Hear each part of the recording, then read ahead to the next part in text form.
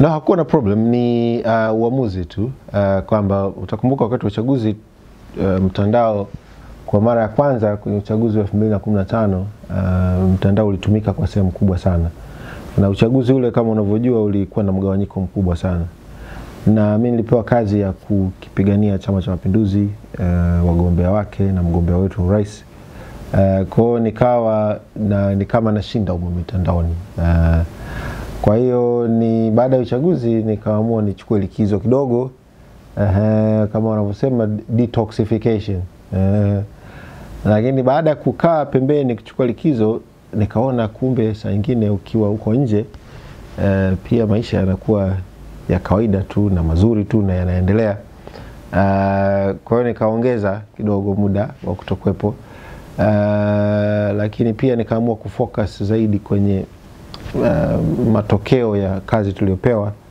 Alafu baada ya kupata matokeo basi yale ndio yatajionyesha, kwa sababu wakati mwingine mtandaoni tunahangaika sana kuonyesha jitihada na juhudi na mihangaiko, lakini sio matokeo sana. Kwa hiyo kazi niliyopewa ngumu kidogo, kwa hiyo tutakapoanza kupata matokeo basi tutapata fursa ya kuja kuyazungumzia mitandaoni. Naelewa na mimi katika waumini wakubwa wa umuhimu wa mitandao ya kijamii mimi ni mmoja wapo kabisa. Naelewa nguvu yake, na hata mimi imenisaidia sana huko nyuma katika kuendesha siasa, kuwasiliana na umma. Kwa hiyo bila shaka yoyote atakapotokea mahitaji basi tutarudi na kuengage zaidi tena. Kwa hivi natumia baadhi ya channels, kwa mfano Facebook na weka tumefungua pia accounts za ofisi pia, kwa sababu wakati mwingine tunatumia zaidi binafsi bila kuimarisha mifumo ya taasisi.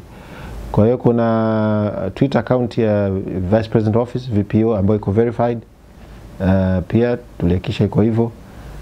Kuna account ya Facebook ambayo ni rasmi.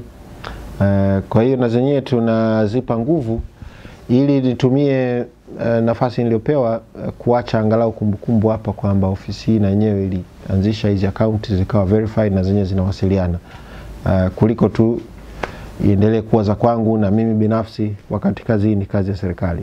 Mpaka sasa katika vitu ambavyo vinanishangaza ni mimi binafsi kuhusishwa na kutunga sheria. Wakati huo nilikuwa naibu waziri, kuna waziri, kuna baraza la mawaziri, kuna bunge. Mfumo wa utungaji sheria hapa nchini ni mrefu sana. Unaanza kwenye ngazi ya wataalamu, na sheria ile mpaka imepitishwa na bunge mwaka 2015 ilianza kutungwa mwaka 2006, wakati mimi sipo kabisa kwenye siasa, na mchakato ule wa wataalamu ndimo ulifikia bungeni 2015. Kwa hiyo chukua miaka 9 kwenda kurudi kuiandika. Na mimi ni naibu waziri wakati ule, na sijui kwa nini dhamana na mzigo mzima wa sheria ule litwishwa mimi. Lakini kwa upande mwingine unaichukulia chanya kidogo, kwamba inawezekana watu wanakuchukulia kwa ukubwa zaidi, kwamba wewe wanavyokuona wanakuona na uwezo wa mambo makubwa zaidi, ikiwemo kutunga sheria ya nchi wewe peke yako na kuisukuma kwenye baraza la mawaziri, kwenye bunge, na ikapitishwa na ikasainiwa. Kwa hiyo kwa upande mmoja wanasema I'm flattered, kwa upande mwingine nadhani ni swala la uelewa. Lakini pia kushiriki au kutoshiriki mitandaoni ya kuhusiani kabisa na sheria ile, kwa sababu